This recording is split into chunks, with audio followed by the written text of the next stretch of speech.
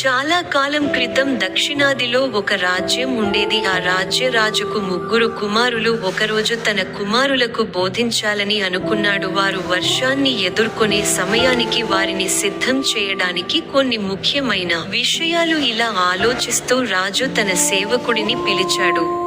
ఆయన 3 కుమారులను రాజసభకు పిలిచి ఇలా అన్నాడు, మన రాజ్యం వెలుపల ఒక ఘాట్ చెట్టు ఉంది. మీరందరూ 4 నెలల వ్యవధిలో ఆ చెట్టును వెతుక్కుంటూ వెళ్లి దానిని కనుగొనాలని నేను కోరుకుంటున్నాను. ఆ చెట్టు ఎలా ఉంటుందో చూద్దాం. రాజు ఆజ్ఞ పొందిన తర్వాత ప్రతి కొడుకు 4 నెలల వ్యవధిలో ఆ చెట్టును వెతుక్కుంటూ వెళ్లాడు. వారందరూ తిరిగి వచ్చిన రాజు మళ్లీ ఆవరణలో ఉన్న ప్రతి ఒక్కరిని పిలిచి ఆ చెట్టు గురించి ప్రతిదీ మాకు చెప్పమని అడిగాడు. మొదటి కొడుకు తండ్రి అని చెప్పాడు. ఆ చెట్టు వంకరగా మరియు ఎండిపోయింది, అది నిర్జీవంగా కనిపించింది. రెండవ కొడుకు అన్నాడు, మధ్యలో ఆగకు నా ప్రియా, అది నిర్జీవంగా లేదు, కానీ ఆ చెట్టు మీద ఒక్క పండు కూడా లేదు. అప్పుడు మూడవ కొడుకు అన్నాడు, సోదరుడు, నువ్వు తప్పు చూసినట్లు అనిపిస్తుంది చెట్టు, ఎందుకంటే నేను ఒక పియర్ చెట్టును చూశాను మరియు అది చాలా పెద్దది మరియు పండ్లతో నిండి ఉంది. 3 కుమారులు ఒకరితో ఒకరు వాదించుకోవడం ప్రారంభించారు, వారు చూసిన దాని గురించి. అప్పుడు రాజు తన సింహాసనం నుండి లేచి ఇలా అన్నాడు, నా కుమారులారా,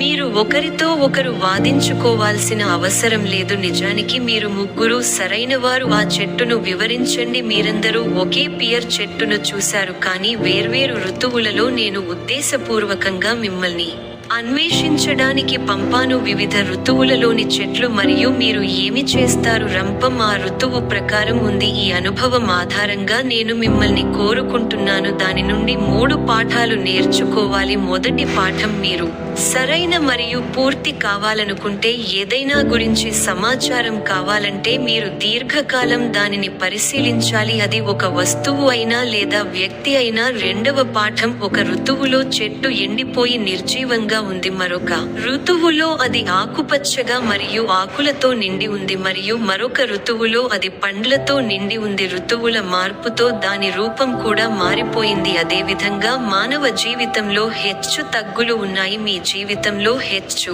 తగ్గుల ప్రభావానికి గురికావద్దు. చివరిది, కానీ కనీసం కట్టుబడి ఉండకండి. మీ దృక్పథాన్ని ఎల్లప్పుడూ పరిగణించండి, అదే మీ దృక్కోణం. మీ మనస్సును తెరవండి మరియు వినండి మరియు ఇతరులను తేలికగా తీసుకోకండి. మాటలు జ్ఞానంతో నిండి ఉన్నాయి. మీరు అన్ని జ్ఞానాన్ని నేర్చుకోలేరు మీ స్వంతంగా, కాబట్టి గందరగోళం విషయంలో జ్ఞానం ఉన్న వ్యక్తి నుండి సలహా తీసుకోవడానికి వెనుకాడకండి. మన జీవితాన్ని పరిశీలిస్తే ఈ 3 పాఠాలను మన జీవితంలో అన్వయించుకుంటే మన జీవితం చాలా సులభం అవుతుందని మనం కనుగొంటాము. మొదటి పాఠం నుండి మనం నేర్చుకున్నాము, కొన్నిసార్లు మనం ఒక వస్తువు లేదా వ్యక్తిని చూసి వెంటనే దాని గురించి ఒక నిర్ణయానికి చేరుకుంటాము, కానీ మనం దానిని మరచిపోతాము. ఏదైనా సరిగ్గా అర్థం చేసుకోవడానికి మనం దీర్ఘకాలం దానిని పరిశీలించాలి. ఈ కథ నుండి మనం నేర్చుకున్న రెండవ పాఠం ఏమిటంటే,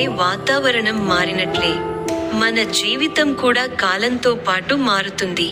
మీరు చెడు సమయాన్ని ఎదుర్కొంటుంటే మీ ధైర్యం మరియు ఓర్పును కాపాడుకోండి, ఎందుకంటే కాలం కూడా మారుతుంది. ఒకప్పుడు బుద్ధుడు కూడా జీవితం ఆనందం, విచారం, కష్ట సమయాలు మరియు మంచి సమయాల చక్రం అని చెప్పాడు. మీరు కష్ట సమయాన్ని ఎదుర్కొంటుంటే మంచి సమయాలు వస్తున్నాయని భయపడండి. మూడవ పాఠం, కొన్నిసార్లు మనం ఏదో ఒకదానిలో చిక్కుకుపోతాము మరియు మనం మాత్రమే సరైన వారమని అనుకుంటాము, కానీ మనం పరిస్థితి యొక్క ఇతర కోణాన్ని కూడా చూడాలి. మన మనస్సును తెరిచి ఉంచి వినాలి, ఇతరుల దృక్కోణాన్ని కూడా వినాలి. మనం ఎవరి మాట వినకపోతే మనం ఎవరినైనా పొందలేము. వారి నుండి జ్ఞానం. ఈ 3 పాఠాలను మనం అన్వయించుకోగలిగితే మన జీవితంలో అప్పుడు మనకు తక్కువ పోరాటాలు ఉంటాయి. ఇతరుల నుండి జ్ఞానాన్ని పొందండి మరియు మనం ఓర్పును కాపాడుకోగలుగుతాము. కష్ట సమయాల్లో ఇవి జ్ఞానం మరియు ప్రేరణ యొక్క పదాలు, కథలు.